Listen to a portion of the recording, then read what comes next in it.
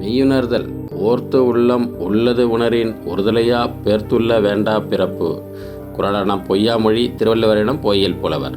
விளக்கம்: ஒருவருடைய உள்ளம் உலகிற்கு ஆதாரமாக உள்ள மெய்ப்பொருளை ஆராய்ந்து தெளிவாக உணர்ந்தால் அவருக்கு மீண்டும் பிறப்பு உள்ளது என எண்ண வேண்டா. இதை ஒரு வார்த்தையில் சுருக்கமாக சொல்ல வேண்டுமானால் உள்ளமும் உள்ளதும். இதோ அடுத்து வருகின்ற ஒளிப்பதிவில் மெய்யுணர்தல் பற்றி ஒரு காட்சியுடன் காண்பிக்கப்படுகிறது. நன்றி, வணக்கம். கடவுளுக்கென்று ஒரு குணம் இருக்கிறது, அவருக்குன்னு ஒரு தன்மை இருக்கிறது. அந்த தன்மை ஒரு மனிதனுக்குள்ள வந்துருச்சு அப்படின்னா அந்த உருவத்துக்கு கடவுள்னு சொல்றோம். ஆனா உண்மையிலேயே அது ஒரு தன்மை தான். அது யாருக்குள்ள வேணாலும் வரலாம். உங்களுக்குள்ளேயும் இருக்குது அந்த தன்மை. அந்த தன்மையை நீங்க உணர ஆரம்பிச்சிட்டீங்க, இது புரிஞ்சுட்டீங்க அப்படின்னா உங்களுக்குள்ள அது பரிணமிச்சிடும். அந்த தன்மை எல்லாருக்குள்ளேயும் இருக்கிறது. அந்த தன்மை வரும்போது உங்க முகமே மாறிடும்.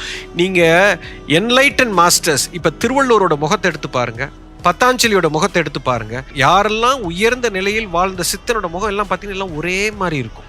அவங்களுடைய முகவெட்டெல்லாம் ஒரே மாதிரி வரைஞ்சிருப்பாங்க. ஏன்னா அந்த தன்மைக்குள்ள வந்துட்டாங்கன்னா எல்லார் ஃபேஸும் அப்படி மாறிடும். ஏன்னா அந்த தன்மைக்கு அதுதான் பிசிக்கல் ஃபார்ம், அது மாறாது. அதனாலதான் மனிதன் தெய்வமாகலாம்னு சொல்றாங்க. முதல்ல மிருகத்து தன்மையிலிருந்து மனுஷத்தன்மைக்கு மாறி, அதுக்கப்புறம் தெய்வத்து தன்மையை அடைந்து தெய்வமாகவே மாறி